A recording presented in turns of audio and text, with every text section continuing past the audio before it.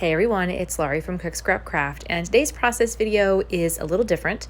I am taking some inspiration from a friend that I have gotten to know through scrapbooking and card making online. You can find her at Craftina, and she is hosting a sketch challenge. She was actually started hosting it back in August, and of course I went on vacation and then totally forgot that I was supposed to be participating in this sketch challenge. So finally here it is, and her sketch you can see up in the corner.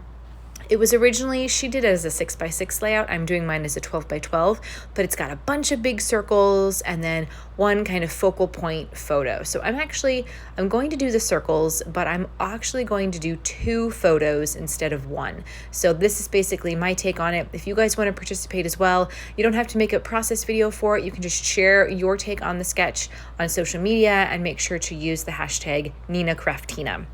All right, so I've got my Creative Memories circle cutter system, and I'm using it to cut 3 different size circles out of this, I think it's pink fresh paper. I just like that there were different designs, kind of the triangle look to it, and instead of keeping the triangles, I decided I was going to do big circles. The background paper is Simple Stories. It's got some black as a background and then kind of teal and yellow butterflies, and I decided that that was a nice sort of like not crazy, but kind of just nice background for these photos that I took at the Changing of the Guard ceremony at Arlington National Cemetery. If you ever go to Washington, D.C., you can go to the cemetery, and at the Tomb of the Unknown Soldier, there are military personnel who patrol in front of it at all hours. They're always there. And every hour maybe, they do a changing of the guard. So somebody new comes in and it's this whole ceremony thing.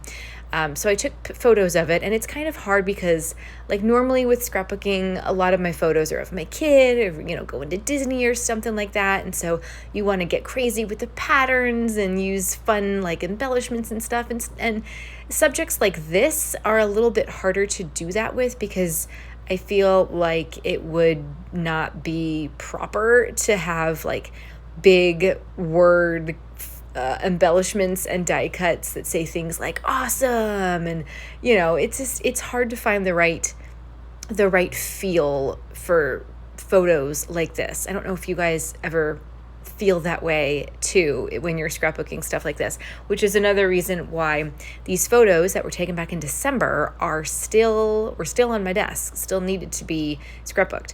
So I said, you know what, I'm going to use this sketch for them, and I'm just going to go through my paper stash and just try to find stuff that is kind of subdued and nice, instead of like big bold patterns and crazy wacky. Like I don't think Chamel's main character energy would have been really great for these photos, so that's why I'm not using that collection.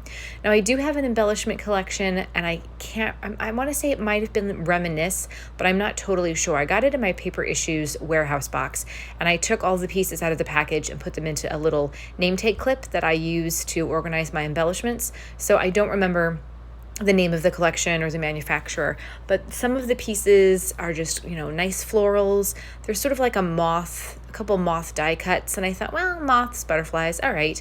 The color scheme for all of this stuff is kind of not all the same. I've got that circle with the red circle with the hearts on it. Like it doesn't go with the background, but I'm kind of not worrying too much about that.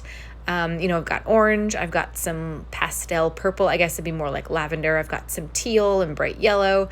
So I'm just more so looking for pieces, like I said, that are just nice and maybe a little more formal. And so I'm not worried too much about the color matching. And I think it's going to work out fine. So I ended up with 4 circles. And the 3rd circle there is actually going to be a matting for the smaller circular photo. So I did keep a 4x6 photo. Actually, I cut it down to 3.5x5, and then I matted it. And then the other photo I cut into a circle so that it kind of went with the circle design that was in the original sketch.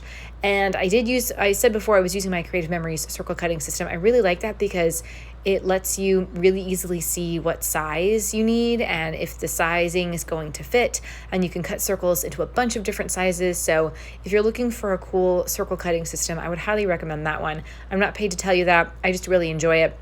I think it makes it really easy, but just make sure that you are cutting on the cutting mat because otherwise the blade's going to go through the paper and it's going to cut whatever is underneath it, and you don't want that to happen.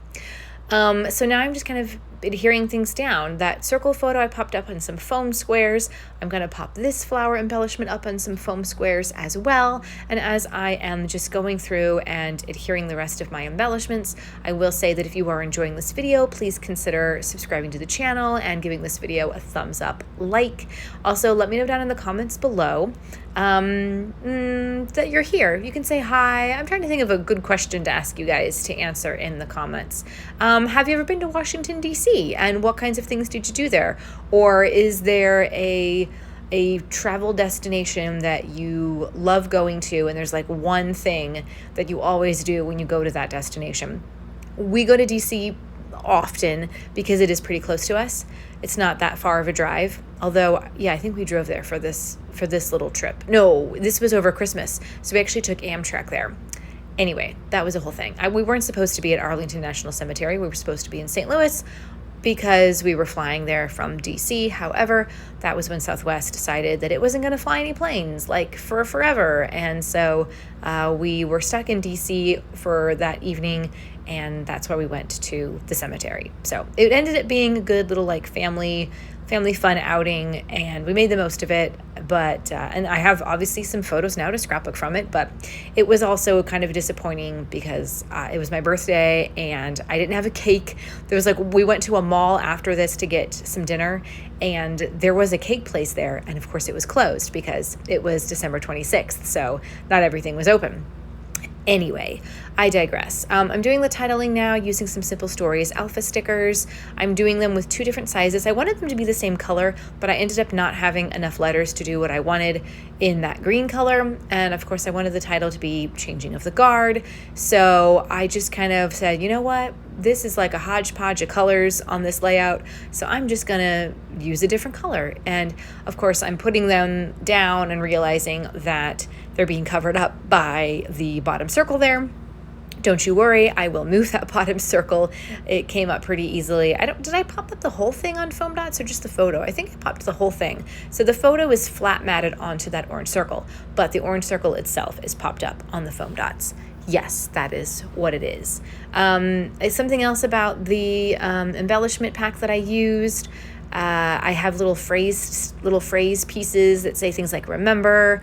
I can't remember what the other one said, but I thought those were kind of fitting for sort of making basically like a tribute layout to this experience and the Tomb of the Unknown Soldier.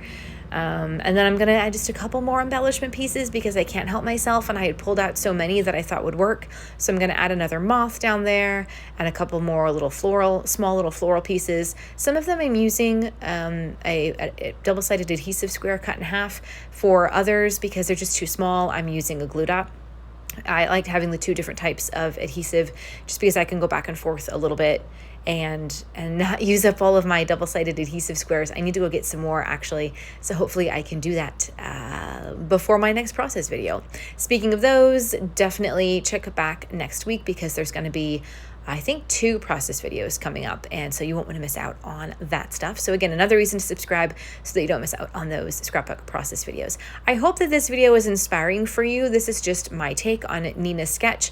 Again, you could do it in a 6x6 size as well. I'm doing it in 12x12 because that's the size that I usually scrapbook in.